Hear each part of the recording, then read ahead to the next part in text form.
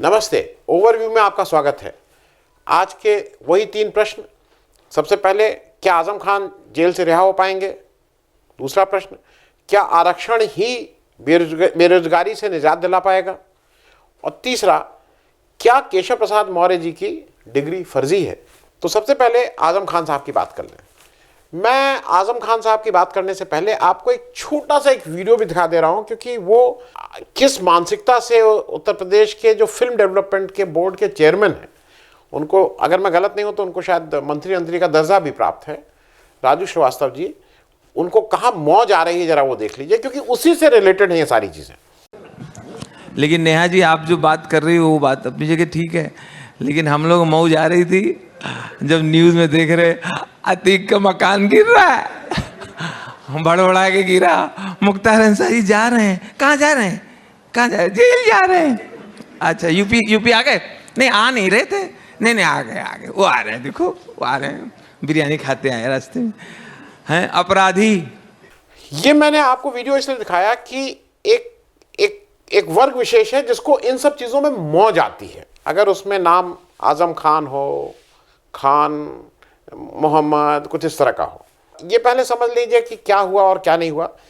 आजम खान साहब, उनकी पत्नी तज़ीन खान, फातिमा साहिबा और अब्दुल्ला खान उनके लड़के, ये तीनों लोग 26 फरवरी 2020, एक आध दिन आगे पीछे कोई, मतलब ये तीनों लोग एक साथ ही गिरफ्तार हुए थे। 26 जनवरी 2020 से गिरफ्तार कर लिए गए थे। उनकी पत्नी को अभी रिहाई हो गई है कुछ दिन पहले, लेकिन आजम खान साहब और उनके लड़के अब्दुल्ला खान, ये दोनों लोग इस समय जेल में हैं।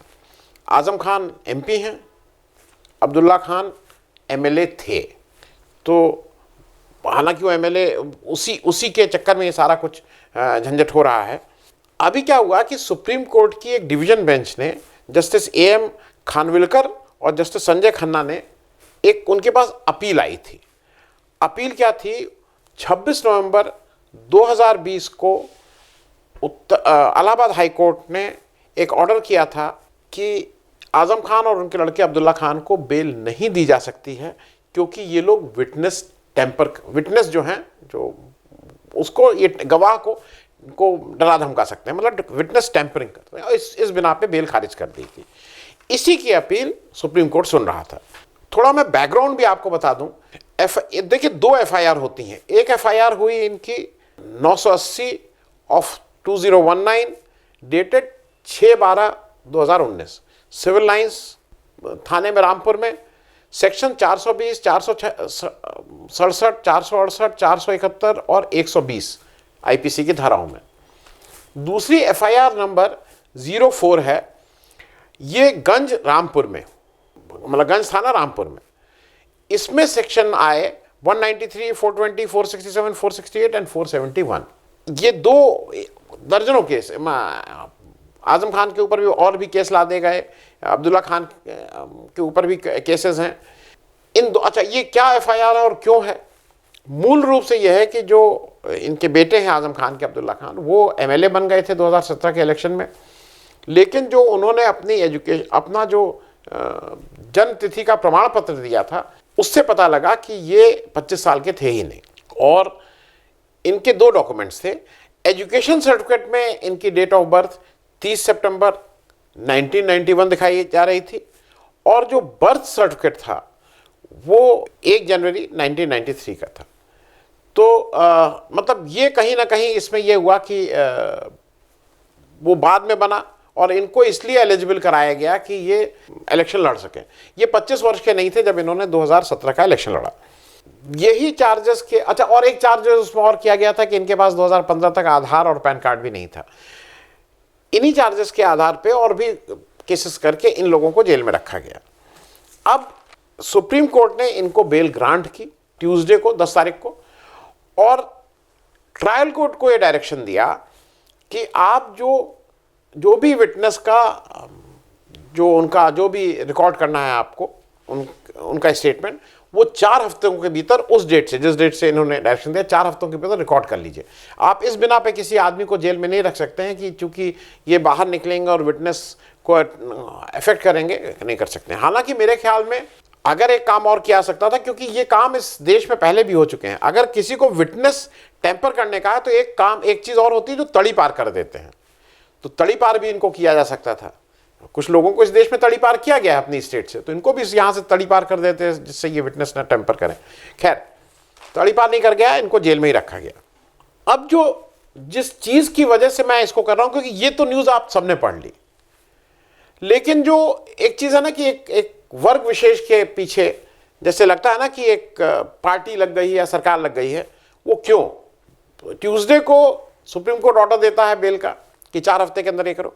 वेडनेसडे 11 अगस्त को एक सप्लीमेंट्री चार्जशीट इसी तरह का रिलेटेड केस, वही जो गंज वाला जो एफआईआर थी, उसमें एक सप्लीमेंट्री चार्जशीट फाइल कर दी जाती है। सप्लीमेंट्री चार्जशीट मतलब ये एक चार्जशीट फाइल की गई थी, एक नई चार्जशीट, और उसमें और दफाएं बढ़ा दी जाती हैं और कुछ वो सेक्शंस बढ़ाए जा रहे हैं जो नॉन बेलेबल हैं। अब इसका लब्बो-लुआब ये है कि इनको अब फिर से कोर्ट में वो पूरी कार्रवाई करनी पड़ेगी, वहां जाके नए सेक्शंस, क्योंकि इनको ये भाई जब बेल मिलती है तो इन सेक्शंस में, इस एफआईआर में इन सेक्शन के तहत मिलती है। अब ये फिर से कोर्ट जाएं और इन जो नॉन बेलेबल ये जो केसेस हैं, मतलब जो धाराएं हैं, इनको फिर से, अब मतलब वो परेशानी की है, जैसे कहते हैं नहीं इतने केस लाद देंगे कि आप कुछ ना कर पाए। मेरे ख्याल में कहा चाहे जो भी हो, end of the day Azam Khan को किसी भी तरह से by any stretch of imagination वो गुंडे की श्रेणी में नहीं आते हैं, वो टेररिस्ट की श्रेणी में नहीं आते हैं, वो इस तरह की किसी श्रेणी में नहीं आते हैं, वो पॉलिटिशियन की श्रेणी है। अगर उनके लड़के ने फोर्जरी की है जैसा, और उसकी वजह से उनकी एमएलए वाली चली गई, तो वो उनकी गलती है कि वो उनके पिता हैं। एक फोर्जरी की मतलब डेट ऑफ वो आपने उनकी वो कर लिया, और उनसे भी ये हो रहा है कि उन्होंने जो तनख्वाह खा ली है वो भी वापस ली जाएगी, लेकिन ये मेरे ख्याल में ओवरडू किया जा रहा है। ये मेरा अपना अनुभव है। अब हम लोग आ जाते हैं दूसरी बात पे, क्या आरक्षण ही बेरोजगारी से छुटकारा दिला पाएगा?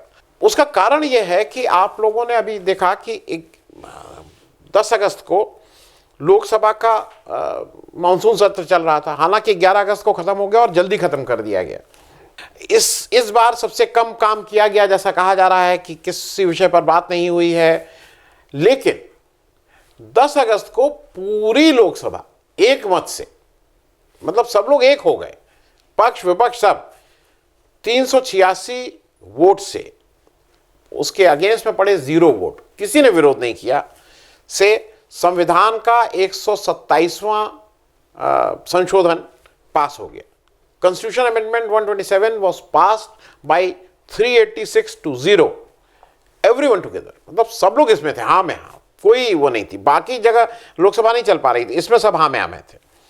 और वो क्या बिल आ रहा, वो क्या अमेंडमेंट हुआ कि अब सारे राज्य अपने अपने राज्य में तय करेंगे कि ओबीसी की कैटेगरी क्या, मतलब किसको ओबीसी माना जाए, क्या नाम माना जाए। अब ये क्यों करना पड़ा, ये 127वां अमेंडमेंट क्यों करना पड़ा? ये इसलिए करना पड़ा कि 5 मई 2021 को एक कॉन्स्टिट्यूशनल बेंच थी जिसमें 3-2 से जिसने वर्डिक्ट दी थी, उसने निर्णय दिया था, मतलब यूनानिमस नहीं था, 3-2 का निर्णय था। वो ऑर्डर किया था कि केवल सेंटर ही को अधिकार है कि वो कौन ओबीसी है कौन नहीं है, ये सेंटर ही डिसाइड करेगा, स्टेट नहीं डिसाइड कर सकती है। और ये ग्रुप वही आइडेंटिफाई करने का उनको था, और क्योंकि जिनको इसी से रिजर्वेशन का लाभ मिलने वाला है। दूसरा एक इंपॉर्टेंट चीज ये की थी उस निर्णय ने, उसने नेशनल कमीशन फॉर बैकवर्ड जो क्लासेस है, national commission for backward classes को कॉन्स्टिट्यूशनल स्टेटस दे दी गई थी। उसने कहा था इसको कॉन्स्टिट्यूशनल स्टेटस मिलनी चाहिए, और मिली थी। अब ये सारा कार्रवाई को तो नल एंड वॉइड करना था, क्योंकि अगर ये रहती तो सेंटर ही के हाथ पावर थी। तो ये निर्णय उसी क्रम में था। और आपको मैं ये भी बता दूं, जो मई 2021 में निर्णय आया सुप्रीम कोर्ट का, उसका ट्रिगर पॉइंट था महाराष्ट्र में मराठास को उन्होंने ओबीसी कैटेगरी में डाल के रिजर्वेशन का लाभ मिलने वाला था।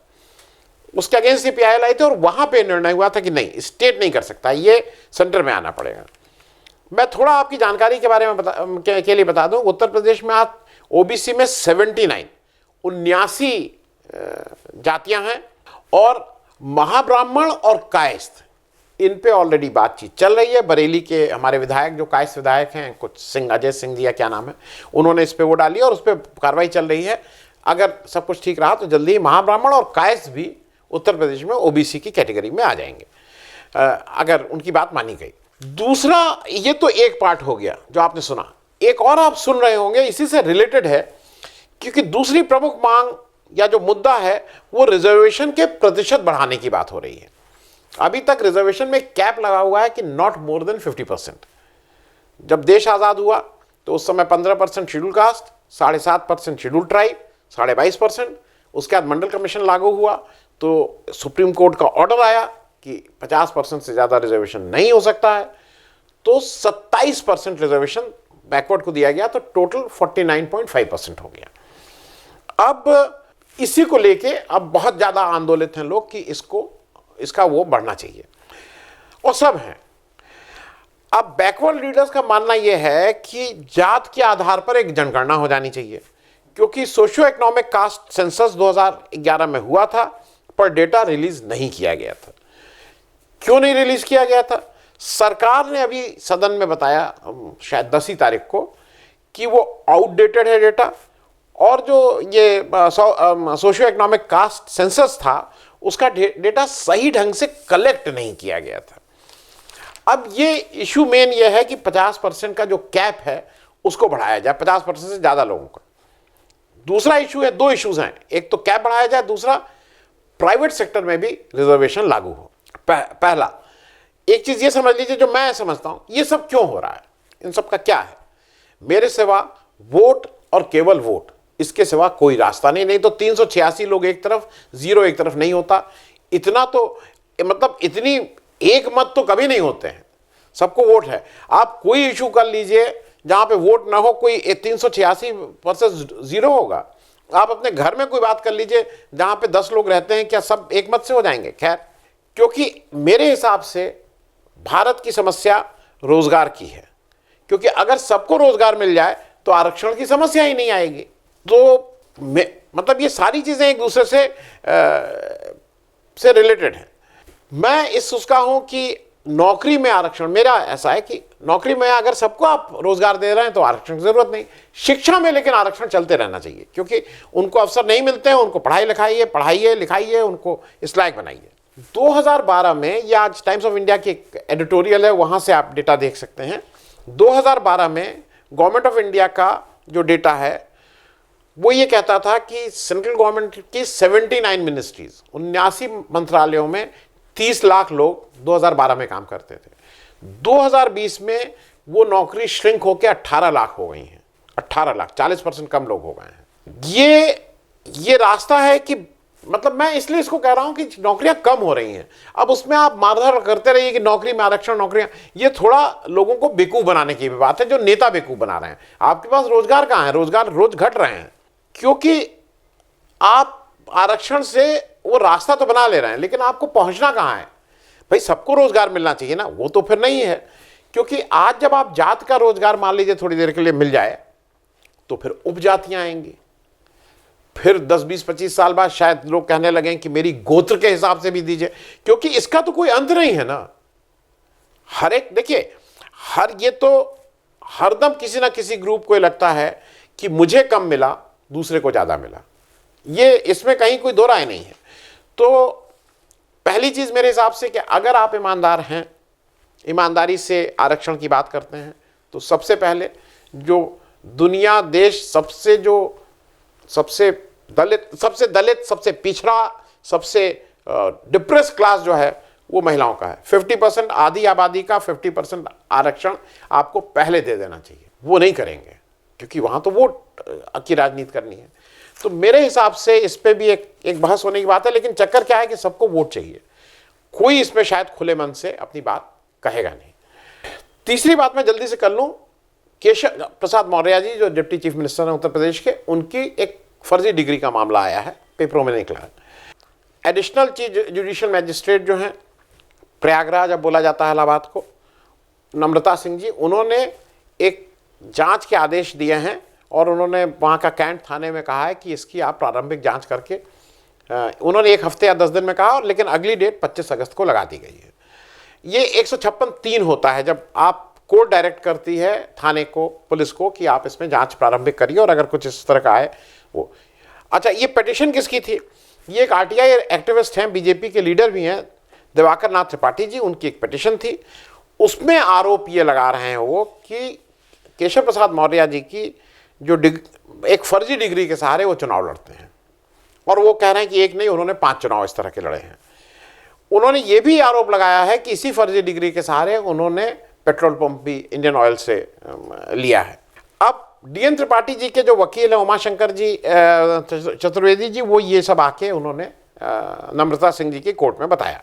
2007 में प्रयागराज पश्चिम से विधानसभा चुनाव लड़े हमारे केशव प्रसाद मौर्य जी, और ये सब डिग्री लगाई। अभी क्या डिग्री है ये समझ लीजिए। हिंदी साहित्य सम्मेलन जो है वो प्रथमा, मध्यमा, विशारद इस तरह की डिग्री देता है, जिसको इन्होंने first year, second year, third year करके उसको लगाया। हालांकि प्रथमा हाई स्कूल के बराबर होता है, जो मेरी समझ है, हो सकता है इसमें वो हो। मध्यमा जो है वो शायद इंटरमीडिएट के बराबर इन लोग कहते हैं, और कुछ लोग इसको डिग्री के बराबर कहते हैं, विशारद।